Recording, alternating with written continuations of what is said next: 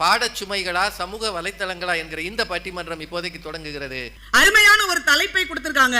மாணவர்களின் வாசிப்பு திறன் குறைந்து போனதற்கு என்ன காரணம்? அவங்களுடைய பாடச்சுமையா இன்றைக்கு இருக்கிற வலைத்தளங்களா அப்படின்னு கேட்டிருக்கோம். நடுவர் அவர்களே, பாடச்சுமைங்கிறது ஆரம்ப காலத்துல இருந்து எல்லாருக்கும் இருக்கு, எல்லா காலத்திலும் இருக்கு, நம்ம படிக்கிற காலத்துல இருந்து இருந்தது. ஆனாலும் அதையும் தாண்டி வாசிக்க வேண்டும் என்ற ஆர்வத்தை நம்முடைய ஆசிரியர்கள் நமக்கு ஊட்டினார்கள்.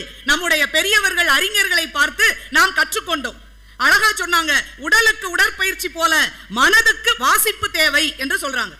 வாசிக்கிறவர் தான் முழு மனிதர் ஆக முடியும் என்று நம்முடைய அறிஞர்கள் எல்லாம் நமக்கு உணர்த்தி இருக்காங்க. ஆனா இப்போ இந்த வலைத்தளங்கள் என்பவை வந்தாலும் வந்தது, அறிவியல் கண்டுபிடிப்புகளாக இந்த வலைத்தளங்கள் வந்தாலும் வந்தது. இன்றைய நவீன சூழல்ல தன்னுடைய பாலியத்தை தொலைத்த பட்டாம்பூச்சிகள் எல்லாம் வலைக்குள் சிக்கி படபடத்துக் கொண்டிருக்கின்றன என்றால் இன்றைய மாணவர்களின் வாசிப்பு பழக்கத்தை கெடுப்பது இந்த வலைத்தளங்கள் தான் அப்படின்னு நாங்க சொல்ல வந்திருக்கோம். நடுவர் அவர்களே, எதுக்கு கொடுத்தோம் போன்? போன் எதுக்கு கண்டுபிடிச்சு கொடுத்தாங்க? பேசுறதுக்கு தானே. பேசிக் கொள்வீர்கள் என்பதற்கு தான் போனை கொடுத்தார்கள். பேசியே கொள்வீர்கள் என்பது அது வந்த பிறகுதான் தெரியுது. இப்படியே அதை வச்சு யார கொல்றது? மொபைல வச்சு சொல்றேன் பொதுவா. இல்ல மேடையில வந்து பேசியே கொள்வீர்கள் இல்ல, மொபைல் வலைத்தளங்களை நினைக்கிறாங்களோ அது அப்படியே சொல்லிக்கிறோம். மைண்ட் வாய்ஸ் பொழுதுபோக்காக சிலவற்றை பார்க்கலாம் அதுல, ஆனா பொழுதையே அதில் கழித்துக் கொண்டிருப்போம் என்றால் அந்த வலைத்தளங்களால எவ்வளவு சீர்கேடு உருவாயிருக்கிறது என்பதை நாம நினைச்சு பார்க்கணும். குடும்பத்தோடு பாசப்படங்கள் பார்த்து மகிழ்ந்தவர்கள் நாம். ஆனால் இன்றைய மாணவர்கள் தனித்தனியே தன் கைகளில் வைத்துக் கொண்டிருக்கிற வலைத்தளத்தில் எதை பார்க்கிறார்கள் என்று தெரியாமல் படபடத்து போய் பெற்றோர்கள் இருக்கிறார்கள் என்றால் இந்த வலைத்தளங்கள் தான் மாணவர்கள் வாசிப்பு பழக்கத்தை கெடுத்துக் கொண்டிருக்கின்றன. நடுவர் அவர்களே, பாடச்சுமை வந்து வாசிப்பு பழக்கத்தை கெடுத்ததுன்னு சொல்ல முடியாது. சொல்ல முடியாது. ஏன் தெரியுமா? இன்னைக்கு பள்ளிக்கூடத்திலையும் கல்லூரியிலையும் நூலக பாடம்னே ஒரு வேலை இருக்கு. கல்லூரியிலையும் லைப்ரரி அவர்னு கொடுப்பாங்க, போய் தூங்கிடுவாங்க. அதுதான் சொல்ல வர்றது. ஒரு காலத்துல தேடி தேடி நம்ம பாடகத்துல இல்லாத கதைகள், நல்ல கட்டுரை புத்தகங்கள், பெரிய எழுத்தாளர்கள் புத்தகங்கள் எல்லாம் நம்ம எடுத்து எடுத்து படிச்சோம். ஆனா இப்ப அவன் கையில வலைத்தளம் வந்ததுனால எதையுமே நான் லைப்ரரியில போய் படிக்க மாட்டேன், இந்த மின்னணு சாதனத்தில் தான் படிப்பேன் என்ற ஒரு சூழல் இன்னைக்கு உருவாயிருச்சு. மின்னணு சாதனத்துல படிச்சா சரி, எதுலயாவது சரி, நீ படிச்சா சரினா மாணவர்களுக்கு புத்தகத்தில் இருக்கிற வரிகளை படிக்கிறதை விட வலைத்தளத்தில் விரிகின்ற ஒளிப்படங்கள், வீடியோக்களை பார்ப்பதுதான் பிடித்திருக்கிறது என்றால் அவன் எப்படி வாசிக்க வருவான் அப்படிங்கறதா எங்களுடைய கேள்வி. ஆனா இன்னைக்கு எவ்வளவு நம்ம ஏற்பாடு பண்ணி கொடுக்கிறோம் மாணவர்களுக்கு. லைப்ரரி அவர் வச்சிருக்கோம், அதுலயும் படிக்க மாட்டேங்கிறான். ஊருக்கு லைப்ரரி கட்டி வச்சிருக்கோம், பெரிய பெரிய நூலகங்கள், படிக்க மாட்டேங்கிறான். மதுரையில ஒண்ணு, சென்னையில ஒண்ணு, ஆமா, அதுலயும் படிக்க மாட்டேங்கிறான். இன்னும் இதை போன்ற புத்தக திருவிழாக்கள் மாபெரும் மாநாடுகள் போல எல்லா மாவட்டத்திலையும் நடத்திக்கிட்டு இருக்காங்க, நிர்வாகத்திலிருந்து நடத்துறாங்க. அந்த புத்தக திருவிழாக்களில் பள்ளி மாணவர்களை வர வைத்து கலை நிகழ்ச்சிகள் எல்லாம் நடத்துறோம். எதுக்கு? இந்த புத்தகங்களை எல்லாம் அவங்க பார்க்கணும், அவர்களுக்கு அறிமுகமாக வேண்டும், வாசிப்பு பழக்கம் வர வேண்டும் என்பதற்காகத்தான் இத்தனை ஸ்டால் போட்டு பிள்ளைகளை படிக்க வைக்கிறோம்னா அதையும் பார்க்க மாட்டேன்னு இத்தனையும் தாண்டியும் அவன் வாசிக்க மறுக்கிறான் என்றால் அதற்கு ஒரே காரணம் வலைத்தளங்களாகத்தான் இருக்கிறது. நடுவர் அவர்களே, வலைத்தளத்துல என்னென்ன ஆப் உண்டோ அத்தனையும் வச்சிருக்கான். அவ்வளவு ஆப்பும் இல்லையா? இந்த லவ் டுடேன்னு ஒரு படத்துல சொல்லுவான், அப்படியே ஒரு பெரிய பட்டியலே போடுவான். இத்தனை ஆப், எத்தனை ஆப் இருக்கோ அத்தனை ஆப்பும் உன் பொண்ணு மொபைல்ல இருக்குன்னு சொல்லுவான் அந்த ஹீரோ. அதை போல இன்றைக்கு பெரியவர்களுக்கு தெரியாத அத்தனை வலைத்தளங்களும் சிறியவர்களுக்கும் மாணவர்களுக்கும் தெரிந்திருக்கிறது என்றால் அது கையில் வந்தவுடன் உலகமே என் கையில் இருக்கிறது என்ற உணர்வில் அவர்கள் பார்க்க கூடாதவற்றை பார்த்து தெரியக்கூடாதவற்றை தெரிந்து கொண்டிருப்பதால் அவர்கள் வயதுக்குரிய அந்த அறிவோடு அவர்கள் இல்லை என்பதுதான் எங்களுடைய குற்றச்சாட்டாக இருக்கிறது. நடுவர் அவர்களே, சின்ன பிள்ளைகளை பாருங்களேன், சின்ன பிள்ளைகள் கையில அது சாப்பிட மாட்டேங்குதுன்னா பெரியவங்க தான் அதுக்கும் காரணம். நம்ம தான், அம்மா தான். அப்படி சொல்லுங்க. சின்ன வயசுல அம்மா தான் காரணம் சொல்லுங்க. அப்பாவும் தான். அப்பா என்னைக்கு சோறு ஊட்டினாரு? சோறு ஊட்ட மாட்டாரு, கொஞ்ச நேரம் பாத்துக்கோன்னு விட்டுட்டு போனா அப்படிடா மொபைல்ல விளையாடுன்னு அவர் என்னத்தையா பாத்துட்டு இருப்பாரு. அவன் எவ்வளவு நேரம் அவரே பாத்துட்டு இருப்பாரு. ரெண்டு பேரும் தான், பெரியவர்கள் தான் கெடுக்கிறது. நடுவர் அவர்களே, ஒரு காலத்துல தாய் பிள்ளை சாப்பிடலைன்னா வெளியே கொண்டு வந்து காக்கா பாரு, குருவி பாரு, நிலா பாருன்னு பார்த்து ஒண்ணு ஒன்னையா காட்டி பிள்ளைகளுக்கு சாப்பாடு ஊட்டுவா. இன்னைக்கு அதெல்லாம் கிடையாது. ஒரு மொபைல்ல கையில கொடுத்தா போதும், அது பாட்டுல பாத்துக்கிட்டு இருக்கு. ஒரு ரெண்டா சோத்த ஒன்னா உள்ள அமுக்கிடுறாங்க, பிள்ளைக்கு சாப்பிட வச்சிடறாங்க. அப்படின்னா அப்ப ஆரம்பத்திலேயே கொடுத்து பழக்கிற பழக்கம் பிள்ளைகள் படிக்க ஆரம்பிக்கிற பிறகு, பள்ளிக்கூடத்துக்கு போன பிறகு அவனுக்கு புத்தகத்துல படிக்கிறதை விட இந்த மின்னணு சாதனங்கள்ல பாக்குறது தான் அவனுக்கு பிடிக்குது. நீங்க ஒரு புத்தகத்துல ஒரு பேப்பர்ல வந்திருக்க செய்தி எடுத்து பாத்துக்கிட்டு இருக்கீல, எங்க பக்கத்து வீட்டுல உள்ள ஒரு சின்ன பையன் அதை எப்படி விரிக்கிறான், ஐயா புத்தகத்துல பேப்பர்ல வந்திருக்கிற ஒரு படத்தை எப்படி விரிக்குது கையை வச்சு. என்னன்னு கேட்டா ஜூம் பண்றேங்கிறான். அவன் பழக்கத்தை பாத்தீங்களா? மொபைல்ல அப்படியே பார்த்து பார்த்து பழகின பழக்கத்துக்கு பேப்பர்லயோ எதுல வந்தாலும் உடனே அப்படியே விரிச்சு பாக்குறது. கிழிஞ்சிரும்ல இது. அவனுக்கு அப்படி ஒரு பழக்கம் அவனுக்கு வந்துருச்சு. நடுவர் அவர்களே, அதனால தான் இன்றைக்கு மருத்துவர்கள் சொல்கின்றார்கள், இன்றைக்கு இளைஞர்கள் மத்தியில் நோமோபோபியா என்று ஒரு நோய் வந்திருக்கிறது என்று சொல்கிறார்கள். நோமோபோபியாமா, அதனுடைய விரிவு நோ மொபைல் போபியா. அப்படி இருக்கா, அடிக்கடி அதை எடுத்து எடுத்து பாக்குறான். கொஞ்ச நேரம் ஒரு 5 நிமிஷம் ஆயிருக்க கூடாது, டக்குனு இவர் போன் எடுத்து பாப்பாரு. என்ன இவருக்கு என்ன போன் அம்பானிட்ட இருந்தா வரப்போகுது? ஒரு நிமிஷத்துக்கு ஒரு வாட்டி பையில இருந்து எடுத்து எடுத்து பாத்துக்கிட்டே இருக்கிறது. அது போன் வரல, தனக்கு ஏதாவது ஒரு மெசேஜ் வரலைன்னா அவனுக்கு மனசளவுல ஒரு நோய் வருது. யாருமே நம்மளை கூப்பிடல, யாருமே மெசேஜ் போடல என்று நினைக்கின்ற ஒரு நோய் வருகிறதாம். அதைத்தான் சொல்றான் நோமோபோபியா என்று ஒரு நோய், மனநோயாக இன்றைக்கு இளைஞர்களை பாதித்து இருக்கிறது என்றால் ஒரு பயம். எல்லாரும் நம்மளை மறந்துட்டாங்களோன்னு நினைக்கிற அந்த பயம், அதுவே ஒரு மனவியாதியாக இன்றைய இளைஞர்களுக்கும் மாணவர்களுக்கும் வந்திருக்கிறது என்று சொல்கிறார்கள். நடுவர் அவர்களே, பேப்பர் செய்தித்தாள்கள் இவற்றில் வருகின்ற செய்திகள் இருக்கு இல்லையா, செய்தித்தாள்களுக்கும் இதழ்களுக்கும் மாற்றாக மின்னணு ஊடகங்கள் ஒருபோதும் வர முடியாது. ஏன்னா அதுல உண்மைத்தன்மைகள் குறைவாக இருக்கும். எந்த காலத்திலயோ உள்ள நடிகையா இருப்பா, இவன் பெருசா கொட்டை எழுத்துல வாட்ஸ்அப்ல போட்டிருப்பான், பிரபல நடிகை தற்கொலைன்னு போடுவான். உடனே இவன் அடிச்சு பிடிச்சு உள்ள போய் தேடி போவான். அது எந்த காலத்திலயோ உள்ள ஏதோ ஒரு சின்ன வேஷத்துல நடிச்சாலா இருக்கும். அப்படியே படபடப்புல இன்றைய உலகத்தை ஒரு சூழலில், ஒரு மோசமான சூழல்ல உருவாக்கி கொண்டு இருக்கிறது இந்த இணைய தளங்களாகத்தான் இருக்கிறது. ரொம்ப அழகா சொன்னாங்க, நமக்கு மட்டும் வாசிப்பு தேவைன்னு இல்லையா, இறைவனே வாசிப்பை விரும்புகிறான் என்று அற்புதமா சொன்னாங்க. எப்படி? கடைசி காலத்துல, கடை ஊழி காலத்தில் வரும் தனிமை தீர்ப்பதற்கு, கடை ஊழி வரும் தனிமை கழிக்க அன்றோ அம்பலத்தின் உடையான் உன் திருவாசகத்தின் ஒரு பிரதி கருதியதே என்று மனோன்மணியில சொல்லியிருக்காங்களாம். என்ன அர்த்தமா? சிவபெருமான் கடைசி காலத்தில், இந்த உலகமே அழிந்து போன காலத்தில், திரும்ப படைக்கு முன்னால் இருக்கிற அந்த தனிமைப்பட்ட நேரத்தில் தன் தனிமைக்கு துணையாக திருவாசகத்தின் ஒரு பிரதியை வைத்து படித்துக் கொண்டிருப்பாராம். அப்ப கடவுளுக்கே வாசிப்பு என்பது அவசியம் என்று சொல்லப்படுகின்ற நேரத்தில் மாணவர்கள் தங்கள் வாசிப்பு பழக்கத்தில் இருந்து தள்ளி போவதற்கு இந்த வலைத்தளங்கள் தான் காரணமாக இருக்கின்றன. ஒரே ஒரு செய்தி சொல்லி நிறைவு செய்கின்றேன். நடுவர் அவர்களே, நம்முடைய முன்னாள் குடியரசுத் தலைவர் அப்துல் கலாம் ஐயா அவர்கள், அவர் படிக்கின்ற காலத்தில், அவர் திருச்சியில படிச்சுட்டு இருக்கும் போது அவருடைய ஆர்வத்தையும் திறமையும் பார்த்து அவருடைய கல்லூரி பிரின்சிபல் அவருக்கு ஒரு புத்தகம் பரிசா கொடுக்கிறார். இந்த புக்கை எப்பவும் நீ படி, உனக்கு நல்லது நடக்கும்னு கொடுத்திருக்காரு. நல்ல புத்தகம், அறிவியல் சம்பந்தமான புத்தகம். அதை படிச்சுக்கிட்டே இருப்பார் எப்பவும் இவரு. அந்த நேரத்தில் தனுஷ்கோடியில புயல் மழை வந்த நேரம், இந்த செய்தி கேட்ட உடனே இவர் பதறாரு. ஏன்னா நம்ம குடும்பம் என்ன ஆச்சோ தெரியலையே, நம்ம அம்மா அப்பா ராமேஸ்வரத்துல இருக்காங்க, அங்க வெள்ளம் பாதிப்பு வந்து என்ன ஆச்சோ தெரியலையேன்னு தவிக்கிறார் கலாம். ஆனா போய் பாக்குறதுக்கு கையில காசு இல்லை இவர்கிட்ட. ட்ரெயினே பஸ்லயே போகணும் இல்லையா, காசு இல்ல. எல்லா நண்பர்கள்ட்டையும் கேட்டு பாக்குறாரு, ஒருத்தர் இல்ல. உடனே பார்த்தாரு, அவர் கையில இருந்த விலை மதிப்பில்லாத பொருள் அந்த புத்தகம் மட்டும்தான், மனசே இல்ல. ஆனாலும் தன்னுடைய தந்தை தாய் என்ன ஆனாங்கன்னு தெரியணுமேங்கிறதுக்காக அந்த புத்தகத்தை கொண்டுட்டு ஓடியே போய் ஒரு பழைய புத்தக கடையில, அண்ணே இதை வச்சுக்கிட்டு எனக்கு கொஞ்சம் காசு கொடுங்க, நான் இப்படி ஊர்ல போய் பார்த்துட்டு வரணும்னு சொல்றாரு. என்ன விஷயம்னு அவர் கேட்டுட்டு வாங்கி பார்த்தா அதுல முதல் பக்கத்துல கையெழுத்து போட்டு கொடுத்திருக்காரு முதல்வர். உடனே அந்த பழைய புத்தகக்காரர் சொன்னாராம், தம்பி இது ரொம்ப பெரிய புத்தகமா இருக்கு, நல்ல புத்தகமா தெரியுது, நீ நல்லா படிக்கிற பையன்னு உனக்கு கொடுத்திருக்காரு, உனக்கு அவசரத்துக்கு நான் ஒரு 300 ரூபாய் பணம் தரேன், நீ போய் ஊர்ல பார்த்துட்டு வந்து உன் கையில பணம் வரும்போது அதை கொடுத்து விட்டு இந்த புத்தகத்தை மீட்டுக்கொள், நான் அது வரைக்கும் நான் யாருக்கிட்டையும் விற்க மாட்டேன், அதை நீயே பெற்றுக்கொள் என்று சொல்லி அனுப்பி வைத்தார். அதை கொண்டுட்டு போய் அப்பாவெல்லாம் பார்த்து பணம் வாங்கிட்டு வந்து அதை கொடுத்து மீண்டும் அந்த புத்தகத்தை திருப்பி பெற்று அதை படித்து வாசித்து பலன் பெற்றார். அந்த புத்தகம் தான் நான் மிகப்பெரிய விஞ்ஞானி ஆவதற்கான காரணம், அதன் பெயர் வெலாசிட்டி என்ற புத்தகம் என்று மேதகு அப்துல் கலாம் ஐயா அவர்கள் சொல்கின்றார். அப்போ ஒரு மனிதரின் மிகப்பெரிய வெற்றிக்கும் சாதனைக்கும் வாசிப்பு பழக்கங்கள் காரணமாக இருக்கிறது. கிரிக்கெட்டில் மிகப்பெரிய சாதனை படைத்த விராட் கோலி அவர் சொல்றார், ஆட்டோ பயோகிராபி ஆஃப் யோகி என்ற அந்த புத்தகம் தான் என்னை ஒரு சாதனை மனிதராக உருவாக்கியது என்று சொல்கிறார். என்றால் வாசிப்பு பழக்கம் தான் சாதனை படைப்பவர்களை உருவாக்க முடியும். ஆனால் இன்றைக்கு வாசிப்பு பெருமளவு குறைந்து போனதற்கு காரணம் நம் கையில் இருக்கின்ற வலைத்தளங்களும் அதில் வரக்கூடிய ஆப்புகளும் தான். நடுவர் அவர்களே, ரொம்ப அழகா இன்னைக்கு இருக்கிற ஆசிரியர் வந்திருக்காரு, அவங்க எல்லாம் சொல்லி கொடுக்கணும் பிள்ளைகளுக்கு. ஸ்மார்ட் போன் வேணும்னு நினைக்காதீங்க, ஸ்மார்ட் ஸ்டூடெண்ட்னு பேர் வாங்கு போதும், அதுதான் வெற்றின்னு சொல்லி காட்டணும்.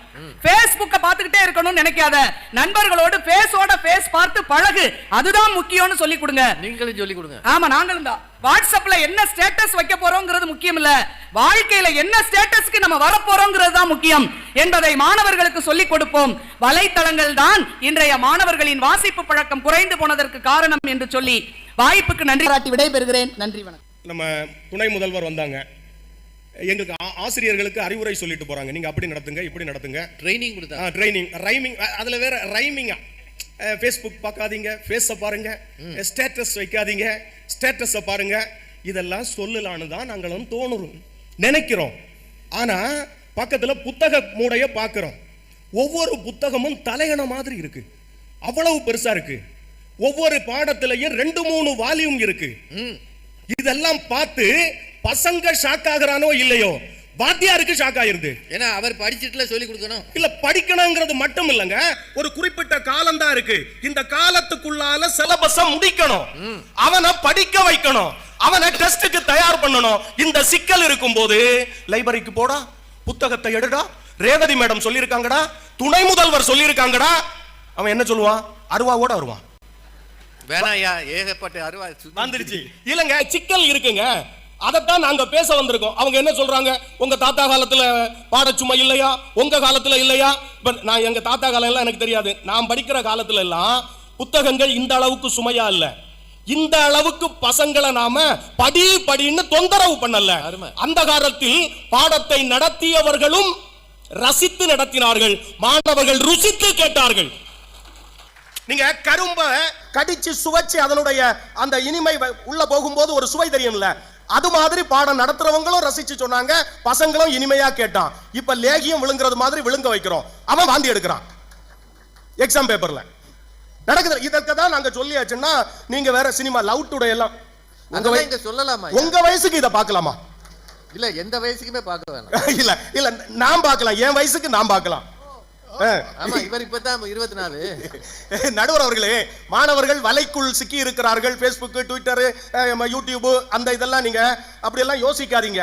ஆனா மாணவர்களை சுற்றி கண்ணுக்கு தெரியாத ஒரு வலைப்பின்னல் இருக்குது, அதை பற்றி தான் பேச போறேன். பாடத்திட்டம், பெற்றோர்கள், ஆசிரியர்கள், இன்றைக்கு இருக்கிற கல்வி சூழல், வேலை வாய்ப்பு சந்தை, வேலை வாய்ப்பு சந்தைக்கு மாணவர்களை நாம தயார்படுத்துகிறோம். இது கண்ணுக்கு தெரியாத ஒரு வலைப்பின்னல். இந்த வலைப்பின்னலில் சிக்கி எங்கள் மாணவர்கள் சின்னாபின்னமாகி கொண்டிருக்கிறார்கள்.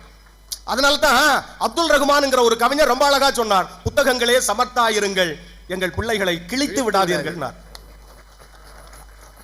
எவ்வளவு இருக்கு பாருங்க, சிக்கல் அதானே இருக்கு. இதுல வந்துட்டு பசங்க யூடியூப் பாக்குறான், யூடியூப் பாக்குறது உங்களுக்கு தூரத்துல இருந்து பாக்குறது நீங்க பாக்குறது மாதிரியே இருக்கும். ஆனா எங்க மாணவர்கள் யூடியூப் பாக்குறது எதுக்கு பாக்குறான் தெரியுமா?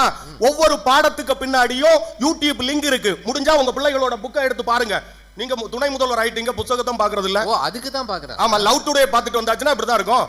புத்தகத்துக்கு ஒவ்வொரு பாடத்திட்டத்துக்கும் ஆசிரியர்கள் இருக்கீங்க, ஒவ்வொரு பாடத்துக்கு பின்னாடியும் QR கோட் இருக்கு. ஐசிடி கார்னர் வச்சிருக்கோம். தமிழக கல்வித்துறையினுடைய மிகச்சிறந்த திட்டங்களில் இதுவும் ஒன்று.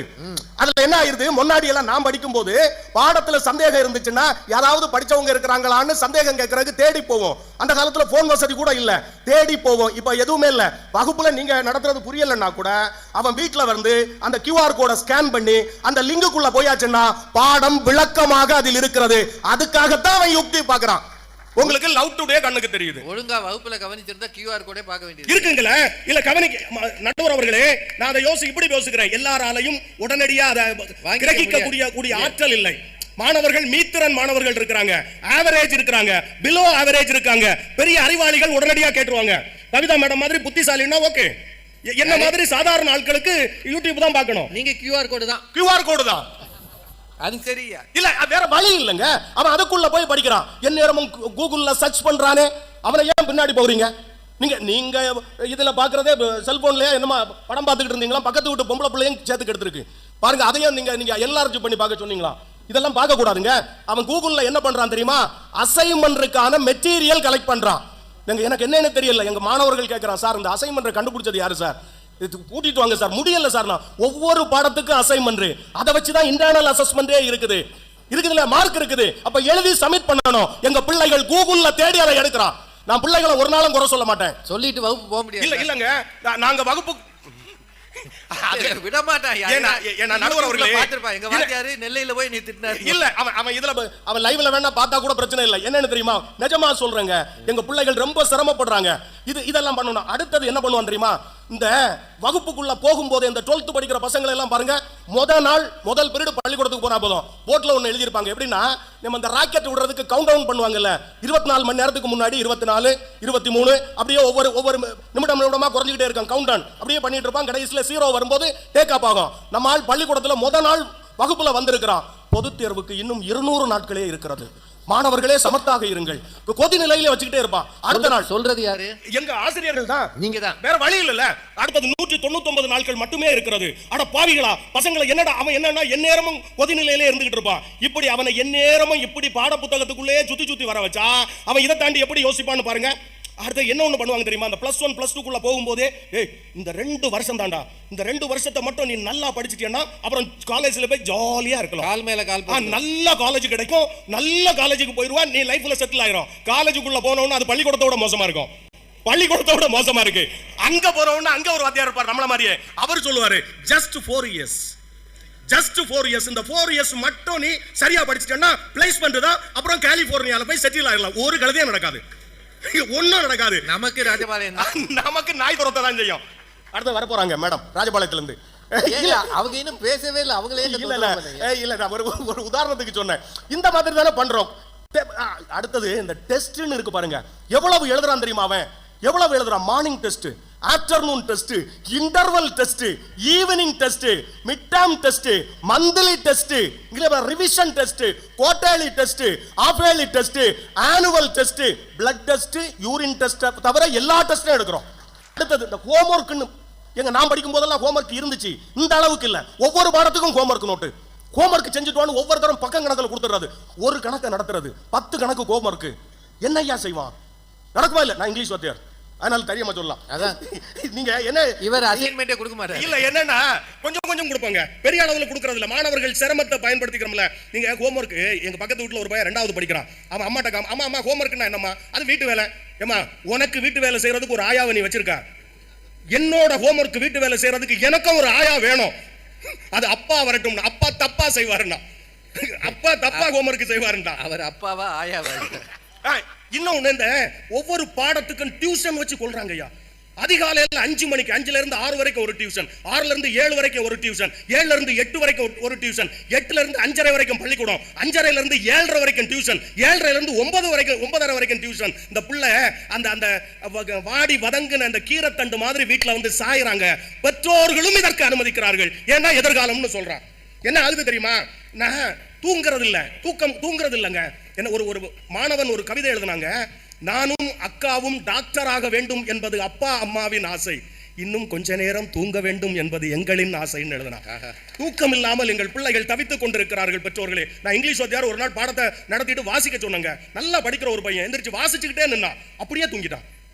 நடந்த விஷயங்க வாசிச்சுட்டே உடனே சொல்ல பேசினா நிறைய பேர் தூங்குவாங்க. இல்ல நிறைய விஷயங்க பேசினா தூங்குறானே இல்லையா. அவன் வாசிச்சு தூங்கிட்டான். என்னப்பான்னு கேட்டுட்டு அவன் என்ன சொன்னா, சார் எனக்கு பிசிக்ஸ் டெஸ்ட் சார், நான் நல்லா படிச்சேன், தூங்கவே இல்லை சார். நல்லா படிக்கிற பையன். அவன் உணர்வுகளை புரிய வேண்டும். அவன் டெஸ்ட்டுக்காக ஒரே நாள்ல எல்லா பாடத்துக்கும் டெஸ்ட் வச்சு அவன் என்ன செய்வாங்க, ஆசிரியர்களை குறை சொல்லல. ஏன்னா எல்லாருமே அவங்க பாடத்துல என் பிள்ளை சென்றமாகணுங்கிற எண்ணம் எல்லா ஆசிரியர்களுக்கும் உண்டு. அதான் சொல்றேங்க.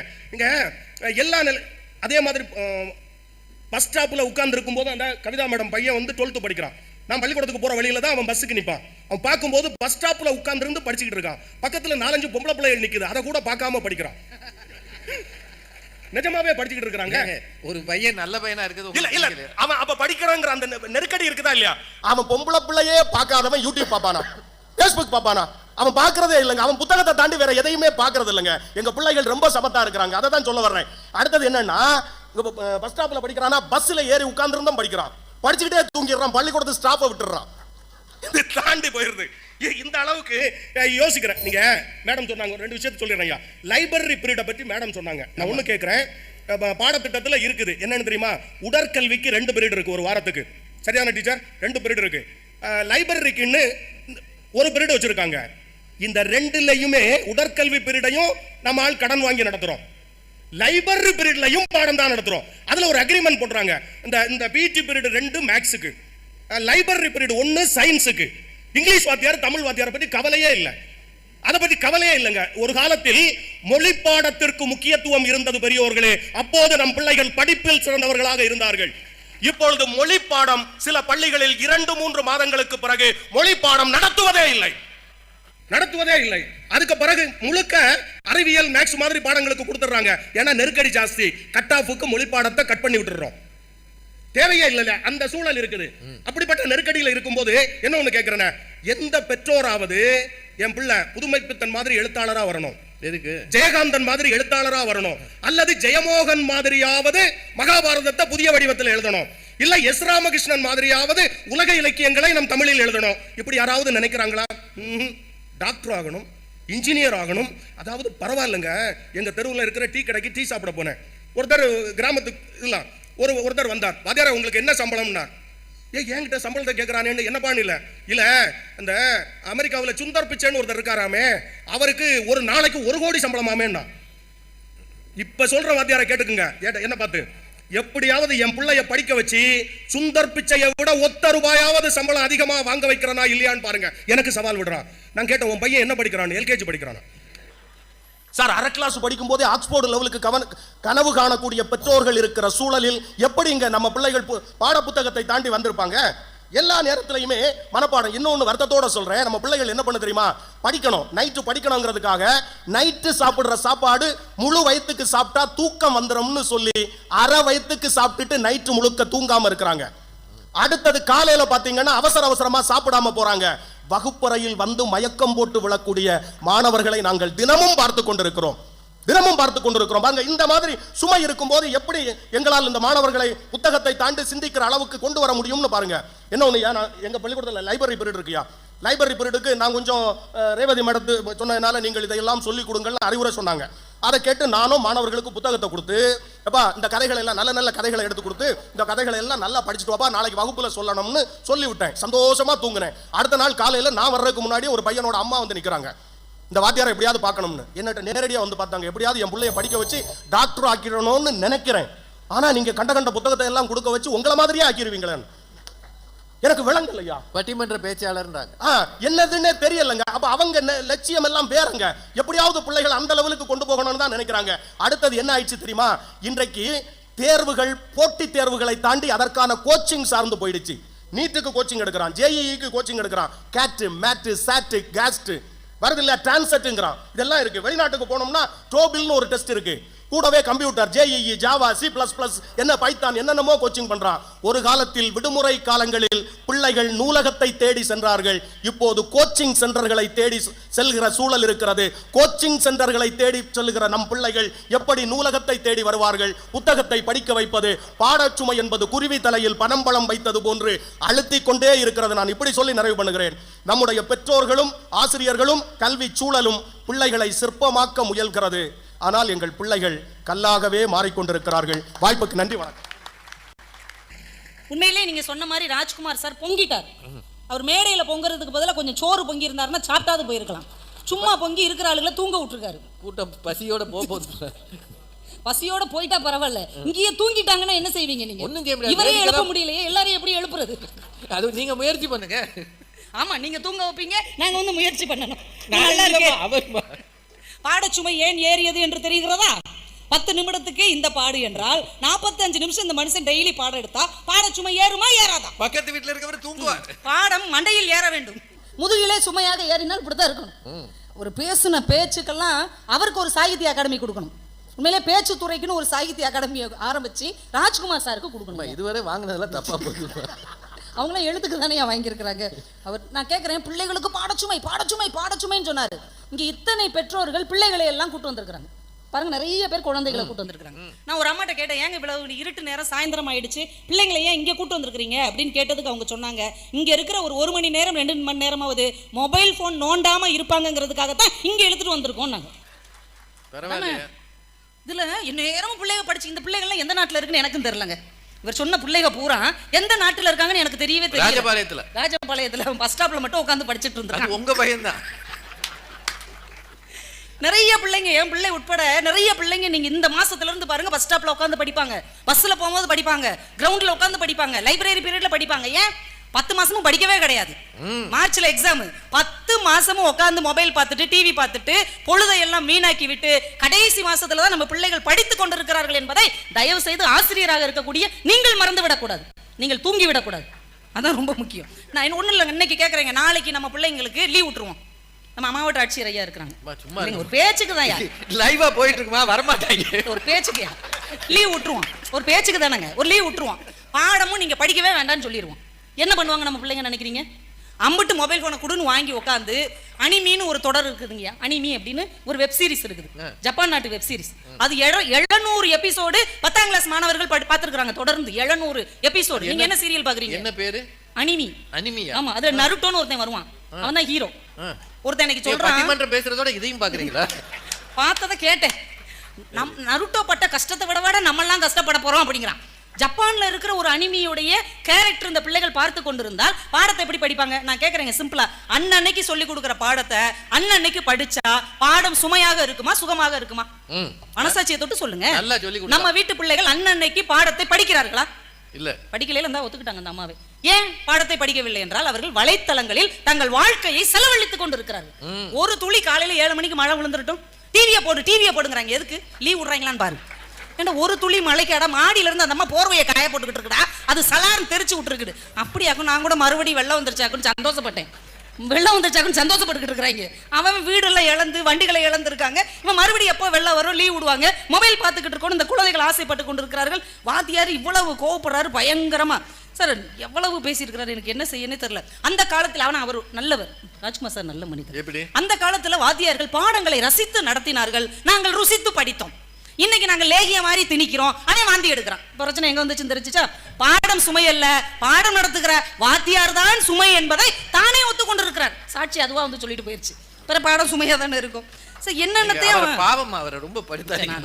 நான் வராமையே என்னை அவர் படுத்தினார்ல, நான் பாட்டுக்கு நான் சூஸ்வான்னு ஒரு ஓரமா தான் உட்காந்து எப்படி உட்காந்துருந்தீங்க? சூஸ்வான்னு உட்காந்துருந்தேன். அவர் என்னைய பிடிச்சி வம்புக்கு இழுத்து அப்புறம் நான் பதிலுக்கு என்னத்தையா சொல்லணும்ல. இல்லைன்னா நெல்லை மாவட்டத்து மக்கள் என்னை பத்தி என்ன நினைப்பாங்க? ராஜபாளையத்துக்கு வந்து வாழ்ந்தவரை இப்படி பேசுறாரு, அந்த ஊர்லயே பிறந்தவையே ஊமையா இருக்கான்னு நினைப்பாங்களா இல்லையா? உங்களை போய் ஊமைன்னு பதில் சொல்லாம இருக்காளே நினைப்பாங்கல்ல.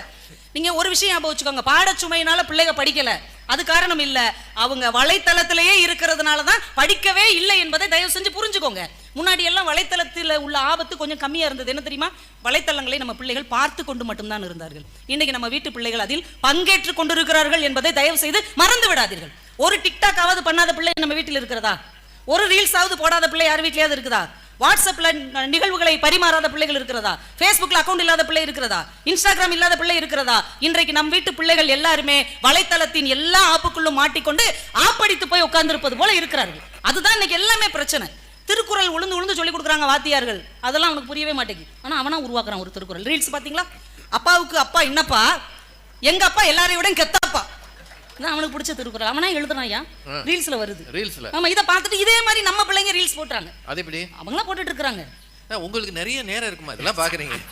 நான் வேலை வெட்டிக்கு போல இல்லைங்கய்யா, அவங்கள மாதிரி ஆசிரியராவோ பேராசிரியராவோ நான் இல்ல. இங்க யோசிச்சு பாருங்க, மனப்பாட பாடல் அவ்வளவு நாள் சொல்லி கொடுக்குறாங்க, எழுத வரல சொல்ல வரல. ஆனா இன்னைக்கு பிள்ளைகளை கூப்பிட்டு கேளுங்க, உருளைக்கிழங்கு செல்லக்குட்டி அப்படின்னா என்ன சொல்வீங்க? உருளைக்கிழங்கு செல்லக்குட்டி எங்க போச்சு, கத்தரிக்காய் கூடக்குள்ள தூங்க போச்சு. இந்த பாட்டு சிலபஸ்லயே இல்லாம பிள்ளைங்க மனப்பாடம் பண்ணி வச்சிருக்காங்க. சொன்ன உடனே அந்த எந்த வாத்தியாரும் சொல்லி கொடுக்கல. அப்ப பாட்டா சொல்லி கொடுங்க, புரியுற மாதிரி சொல்லி கொடுங்க. ஏன்னா இந்த வலைத்தளத்தை பார்த்து பார்த்து அவங்களுடைய நினைவுகளை மங்கி போய் விட்டது. நடுவர் அவர்களே, எதிர்மறை வாக்கியம் எழுதுன்னு அன்னைக்கு ஒரு டீச்சர் கொடுத்துருக்காங்க. குட்டையில் நீர் நிரம்பி உள்ளது அப்படின்னு, அதுக்கு எதிர்மறை எழுதுறான். நெட்டையில் நீர் நிரம்பி உள்ளதுன்னு எழுதியிருக்கான் ஒருத்தன். ஏரி பாசனம் நன்று, இறங்கி பாசனம் நன்றுன்னு எழுதி வச்சிருக்கான், ஆப்போசிட். அப்ப எந்த அளவுக்கு இவங்க வந்து மொழியை மறந்து இந்த வலைத்தளத்துக்குள்ள சிக்கி சீரழிந்து கொண்டிருக்கிறார்கள். தயவு செஞ்சு நீங்க புரிஞ்சுக்கோங்கயா. வாத்தியார்கள் லவ் டுடே பார்க்காதீங்க, இவர் லவ் டுடே பார்க்குற வயசா இல்லம்மா, பார்த்தவங்க அவருக்கு சொல்லிருக்காங்க. அவர் சொன்னாரு, எனக்கு தான் லவ் டுடே பார்க்குற வயசு, ரேவதி மேடத்துக்கு கிடையாதுன்னு அவர் தான் சொன்னாரு. சரி, இதுக்கியா சொல்லி மாட்டிக்கிறீங்க? வலை பின்னல்களாக இருக்கிறது. ரொம்ப நல்ல படமா அம்மா அது? யாருக்குங்கய்யா தெரியும்? உங்க மொபைல் அவர்கிட்ட கொடுத்து பாருங்க, அப்ப தெரியும். என் மொபைல்ல அந்த படம் இருக்கா? இல்ல, அந்த படத்தோட கான்செப்டே அதான். ஓ அப்படியா? ஆமா, ராஜ்குமார் சார் மொபைல்ல அவங்க ஒய்ஃப் கிட்ட கொடுத்துறணும். அப்புறம் என் மொபைல் எதுக்கு அவர்கிட்ட கொடுக்க சொன்னீங்க? ஒரு பேச்சுக்காக சொல்றேன். பேச்சுக்காக ஆண் மொபைல பெண்ணிட்ட கொடுக்கணும். அது கணவன் மொபைல் என் மொபைல் அவர்கிட்ட கொடுக்கணும். என்ன அர்த்தம்? அவருக்கு ஒன்றும் பார்க்க தெரியாதுன்னு அர்த்தம். இப்ப ராஜ்குமார் சார் மொபைல ஒரு ஒய்ஃப் கிட்ட கொடுத்துட்டோன்னு வைங்க, அவர் எப்படி சிக்கி சீரழிஞ்சு சின்னவனாக போறாரு. ஏடிஎம் கார்டே அங்கதான் இருக்கு. ஏடிஎம் கார்டு பின் நம்பர் கூட மனைவிட்ட கணவர்கள் சொல்லிடுவாங்க. ஆனா மொபைல் போனுடைய அந்த பேட்டர்ன் யாராவது மனைவிக்கு சொல்லுவீங்களா? சொல்லுவோம், சொல்லிட்டு உடனே மாத்திடுவோம். இது லவ் டுமாரோவில் இருக்கு. உங்களுக்கு ஒன்று தெரிஞ்சா எங்களுக்கு ஒன்று தெரியுமில்ல. இல்லை, எல்லா பிள்ளைகளும் மொபைல் ஃபோனை வைத்துக்கொண்டு லிங்க் வச்சு QR கோடு வச்சு பார்க்குறாங்களாம். எங்கள் வியூஸ்ன்னு ஒன்று இருக்கும்ல, நீங்கள் வலைத்தளங்களில் அந்த QR கோடை வச்சு பிள்ளைங்க எவ்வளவு வியூஸ் பார்த்துருக்குறாங்க, வலைத்தளங்களில் எவ்வளோ நேரம் பார்த்துருக்காங்க நீங்கள் பார்த்துட்டீங்கனாலே உங்களுடைய சாயம் வெளுத்து போயிடும். அதுவும் பிள்ளைகளும் அதையே பார்த்துக்கிட்டு இருக்காங்களாம். இப்போ ஒரு மாதத்துக்கு முன்னாடி கரூரில் 3 பிள்ளைங்க கிளம்பி கொரியாவுக்கு போயிருக்காங்க. எதுக்கு தெரியுமா? ப்ராஜெக்ட் செய்யறது. கொரியாவுக்கு போறதுக்கு ட்ரை பண்ணியிருக்காங்க. விசாகப்பட்டினம் வரைக்கும் எங்கேயோ போயிட்டு 14,000 ரூபாய் பணத்தை கொண்டுட்டு போயிட்டு இறங்கியிருக்காங்க. எதுக்குமா இங்கே வந்து அப்படின்னா, ராஜ்குமார் என்று ஒரு ஆசிரியர் இருக்கிறார், அவர் தான் எங்களை நாடு நாடாக சென்று ப்ராஜெக்ட் செய்ய சொன்னார் அப்படின்னு இருக்காங்க. பிடிஎஸ்னு ஒருத்தங்க வர்றாங்க யூடியூப்ல, அந்த பசங்க இசை நிகழ்ச்சி நடத்துறாங்க. அந்த இசை நிகழ்ச்சிக்கு, கொரியால இருக்கிற இசை நிகழ்ச்சிக்கு கரூர்கார பிள்ளைங்க கிளம்பி போகுது என்றால் இது பாடத்திட்டங்களின் சுமையால் வந்ததா, வலைத்தளங்களுக்கு அடிமையாகி போன காரணத்தால் வந்ததா என்பதை நீங்கள் தான் சொல்ல வேண்டும். எவ்வளவு பயங்கரமா ஒருத்தர் தான் கை தட்டுறாரு. அவர் வீட்டில் யாரோ பிடிஎஸ் பார்ப்பாங்க போல. நம்ம இளம் வயதில் சிறுவர் மலர் படிச்சோங்கய்யா, பார்வதி சித்திர கதைகள் ஒன்று படிச்சோம். இந்த அம்புலி மாமான்னு ஒன்று படிச்சது ஞாபகம் இருக்கா? அதுல ஒரு ஓவியம் இருக்கும் தெரியுமா? விக்ரமாதித்யன் அந்த வேதாளத்தை தோல்ல சுமந்துக்கிட்டு போற ஓவியம். யாராலையும் வாழ்நாள் முழுக்க மறக்க முடியாத ஒரு ஓவியம் இருக்கிறது என்றால் அது அந்த அம்புலி மாமாவில் வரக்கூடிய விக்ரமாதித்தன் வேதாளம் ஓவியம் நம்ம மனசுல இன்னும் தொங்கிக் கொண்டே இருக்கிறதா இல்லையா? ஆனா நம்ம பிள்ளைகளிடம் இது மாதிரி ஏதாவது ஒரு நினைவு இருக்கிறதா? பூந்தளிர்னு ஒரு புத்தகம் வரும், அதுல சின்ன சின்ன கதைகளா இருக்கும். இரும்பு கை மாயாவி யாராவது மறக்க முடியுமா? ஆனா அவங்க எல்லாருமே இன்னைக்கு வலைத்தளங்கள்ல தான் பிள்ளைகள் அவங்களுடைய கேரக்டர்களை, கதாநாயகன்களை தேடிக்கொண்டே இருக்கிறார்கள். இவர் முழிச்சுக்கிட்டு பிள்ளைகள்லாம் கிளாஸ்ல வந்து தூங்குறாங்களா? ஏன் தூங்குறான்? நைட்டு முழுக்க 4வைக்குள்ள உட்காந்து மொபைல் பார்த்துக்கிட்டு இருக்கான். 4வைக்குள்ள மட்டும் குறிப்பிட்ட இடத்துல செவ்வகமா லைட் எரியுது. என்னடா இப்படி நம்ம வீட்டுல ஒரு லைட் செட்டிங்கே கிடையாதுன்னு பார்த்தா அவன் உள்ள கடந்து பார்த்துக்கிட்டு இருக்கான். செவ்வகமா எரியாதுமா, நீளமா பெருசா. இப்படி செவ்வகமா நீளமா மொபைல் போன் சைஸ்யா? ஓ, ரொம்ப நீளமா. சின்ன செவ்வகமா இருந்தது பழைய நீல செவ்வகம். இந்த நீல பாத்துங்க, என் போன்ல அப்படிதான் இருக்கு. வயசானவங்களோட போன் அப்படிதான் இருக்கு. ஆமா, இவங்க இப்பதான் LKG படிக்கிறாங்க. ஆமா, இவரே லவ் டுடே பார்க்கும்போது நாங்க LKG படிக்க கூடாதா? அதை உட்கார்ந்து அந்த வெளிச்சத்தில் தங்கள் வாழ்க்கையின் இருட்டில் மூழ்கி கொண்டிருக்கிறார்கள் சொன்னா பயங்கரமா பேசிக்கிட்டு இருக்கிறாரு. ஐயா, 2-3 விஷயம் மட்டும் நான் சொல்லி முடிச்சிடுறேங்கய்யா. இப்ப 2 விஷயம் நடந்ததுங்க இந்த 2 வாரத்துக்குள்ள. இந்த ஜனவரி பிப்ரவரிக்குள்ள ஒரு 2 விஷயம் நடந்தது. ஐநா சபை என்ன பண்றாங்க, ஒவ்வொரு வருஷமும் ஜனவரி 24 இருக்கு இல்லையா, அதை சர்வதேச கல்வி தினமா கொண்டாடுறாங்க. ஒவ்வொரு வருஷமும் ஐநா சபை கொண்டாடுறாங்க. இந்த வருஷம் அதுக்கு ஒவ்வொரு தீம் வைப்பாங்களா, கருப்பொருள். இந்த ஆண்டின் கருப்பொருள் என்ன அப்படின்னா, வெறுப்பு பிரச்சாரத்திற்கு எதிராக கல்வியும் ஆசிரியர்களும் அப்படின்னு டாபிக் கொடுத்துருக்காங்க. நிறைய குழந்தைகள், மாணவர்கள் இன்றைக்கு அதிக அளவில் ஃபேஸ்புக், இன்ஸ்டாகிராம், ட்விட்டர் மாதிரி விஷயங்களில் பங்கு பெறுகிறார்கள். அதுல ஏதாவது ஒரு விவாதத்தை வைத்து பெரியவர்கள் சண்டை போட்டுக் கொள்வதை தாங்களும் உள்வாங்கிக் கொண்டு அதை வகுப்பறையில் ஜாதியாக, மதமாக, சினிமாவாக, அரசியலாக பிள்ளைகள் பிரதிபலித்துக் கொண்டிருக்கிறார்கள். இவர்கள் ஆபத்தை நோக்கி போய் கொண்டிருக்கிறார்கள். ஆசிரியர்களை கொஞ்சம் கவனம் செலுத்துங்கள் என்று சொல்லியிருக்காங்க. இதுக்கு நீங்க கைதட்டலாம். இதுதான் இந்த வருஷத்தினுடைய கருப்பொருள். நாம ஃபேஸ்புக்கில் சண்டை போட்டது போக, தெருக்குழாயில் சண்டை போட்டது போக, இன்னைக்கு பிள்ளைங்க தனக்கு சம்பந்தமே இல்லாத கருத்துக்களை வலைத்தளங்களில் திணித்து கொண்டிருக்கிறார்கள். இதை எப்படியாவது காப்பாத்துங்க, இது குழந்தைகளின் அறிவை கீழ்மட்டத்துக்கு கொண்டு வந்துரும்னு ஐநா சபை வலியுறுத்துற அளவுக்கு இருக்கு. இன்னொன்று, இந்த பிப்ரவரி தொடக்கத்தில் அமெரிக்காவில் சான் பிரான்சிஸ்கோல ஒரு செனட் சபை ஒரு மீட்டிங் நடத்தினாங்க. சமூக வலைத்தளங்களால் பாதிக்கப்பட்ட பிள்ளைகளின் பெற்றோர்கள். அதுக்கு எதிர்க்க யார் யார் தெரியுமா? நம்ம ஃபேஸ்புக், இன்ஸ்டாகிராம் ஓனரு மார்க் ஷக்கர்பர்க், அவரு பிறகு இந்த மிட்டா நிறைய இருக்குது இல்லையா, நம்ம வலைத்தளங்களில் இருக்கக்கூடிய ரீல்ஸு, ஸ்னாப் சாட்டு, இதோடைய ஓனர்கள்லாம் இந்த பக்கம் உட்காந்துருக்குறாங்க. அவங்க பெற்றோர்கள்ட்ட பேசுங்க, இவங்கள்ட்ட என்ன பிரச்சனையோ சொல்லுங்கன்னு. ஒவ்வொரு பெற்றோர்களும் எழுந்து நின்று இந்த கொரோனா காலத்தில் இந்த மொபைல் ஃபோனை பிள்ளைங்க கையில் கொடுத்தோம். அமெரிக்க பெற்றோர்கள், நம்மளை விட்டுருங்க, அமெரிக்க பெற்றோர்கள் சொல்கிறாங்க, கொரோனா காலத்தில் படிப்பாங்க இல்லை நல்ல விஷயங்களை கற்றுக்குவாங்கன்னு அந்த மொபைல் ஃபோன் அந்த பிள்ளைங்கள்ட்ட கொடுத்தோம். ஆனால் நிறைய பிள்ளைகள் அதில் தேவையில்லாத வலைத்தளங்களுக்குள் சிக்கி பாலியல் தொந்தரவுக்கு ஆளாகி இருக்கிறார்கள். நிறைய பிள்ளைங்க தற்கொலை செய்து கொண்டார்கள். நிறைய பிள்ளைங்க ரம்மி விளையாண்டு பணத்தை இழந்திருக்கிறார்கள். அவர்கள் மன உளைச்சலுக்கு ஆளாகி வாழ்க்கையை தொலைத்து விட்டார்கள் என்று அவங்களுக்கு முன்னாடி கண்ணீர் வடித்து அழுதிருக்கிறார்கள். இல்லை, ஹைலைட் என்ன தெரியுமா? நம்ம மார்க் ஷக்கர்பர்க் எந்திரிச்சு நின்று அவங்கள கையெடுத்து கும்பிட்டு, நான் மிகப்பெரிய தவறை செய்து விட்டேன், உங்களுடைய நிலைமை இனிமே யாருக்கும் வரக்கூடாது, தயவு செய்து என்னை மன்னித்து விடுங்கள் என்று அந்த ஃபேஸ்புக்குடைய ஓனர் மன்னிப்பு கேட்டிருக்கிறார் என்றால் எந்த அளவுக்கு நம்ம பிள்ளைகளுடைய வாழ்க்கையை இந்த வலைத்தளம் ஆக்கிரமித்து இருக்கிறது என்பதை நீங்கள் புரிந்து. மன்னிப்பு கேட்டார், ஆனா ஃபேஸ்புக் அது இருக்குது. அப்படியே தான் இருக்குது. ஏன் நம்ம பிள்ளைங்க அதுக்குள்ளே போய்கிட்டு இருக்காங்கல்ல. கோயம்புத்தூர்ல ஒரு வாத்தியார் கவுன்சிலிங் பண்ணவர், நம்ம ஐயா மாதிரி, அவர் சொல்லியிருக்கிறாரு, இந்த வடிவேலு படத்துல வரும் இல்லையா, அது மாதிரி ஒருத்தர் தள்ளி பந்தாடி ஒரு விளையாட்டு விளையாடி ரீல்ஸ் போட்டிருக்கான். அப்படி தொடங்கி அது குத்துச்சண்டையில முடிஞ்சு ஒருத்தன் மண்டையை உடைச்சிருக்கான். எல்லாம் 7th படிக்கிற பிள்ளைங்க. 7ஆம் வகுப்பு மாணவர்கள் இந்த அளவுக்கு மோசமா போவாங்கன்னு நான் நினைத்து கூட பார்க்கவில்லை என்று அவர் வேதனைப்பட்டிருக்கிறார். நடுவர் அவர்களை, நம் வீட்டு பிள்ளைகளுக்கு லேப்டாப்பை கரெக்டா மடிச்சு வைக்க தெரிகிறது, ஆனால் தூங்கி எழுந்த போர்வையை மடித்து வைக்க வேண்டும் என்பது யாருக்கும் தெரியும். அதுக்கு தான் நீங்க இருக்கீங்களா அப்படின்றான் அவன். மொபைல் போன்ல தான் யார் கூட எல்லாம் சாட் பண்ணோங்கிறத கம்ப்ளீட்டா க்ளீன் பண்ண தெரிகிறது. சாப்பிட்ட தட்டை க்ளீன் பண்ணணும் என்பது யாருக்கும் தெரியவில்லை. மொபைல்ல இருக்கிற ஆப்ல இருந்து ட்ரெயின் டிக்கெட் புக் பண்ண தெரிகிறது. எதிரே யாராவது வந்தா புன்னகை செய்ய வேண்டும் என்கின்ற அடிப்படை கூட தெரியவில்லை. ஒரு பீஸாவை ஆர்டர் பண்ணி மொபைல் மூலமா வாங்க தருகிறது. அம்மாவோ அப்பாவோ ஒரு டம்ளர் தண்ணி கொண்டு வாடான்னா அதை தரக்கூட அவர்களுக்குள் இதயத்தில் ஈரமில்லை என்றால் அந்த அளவுக்கு வலைத்தளம் அவர்களை இறுக்கி பிடித்து இழுத்து இருக்கிறது. ஒரு காலத்தில் வலைத்தளத்தை பார்த்து கொண்டிருந்த பிள்ளைகள் இன்றைக்கு பங்கேற்கிற அளவுக்கு ஆகியிருக்கிறார்கள். இன்னும் மோசமாக அடிமையாவதற்குள் வலைத்தளங்களில் இருந்து அவர்களை மீட்டெடுக்க இந்த புத்தக வாசிப்பை அவர்கள் கையில் கொடுக்க வேண்டும் என்று சொல்லி வாய்ப்புக்கு நன்றி கூறி விடைபெறுகிறேன். நன்றி, வணக்கம்.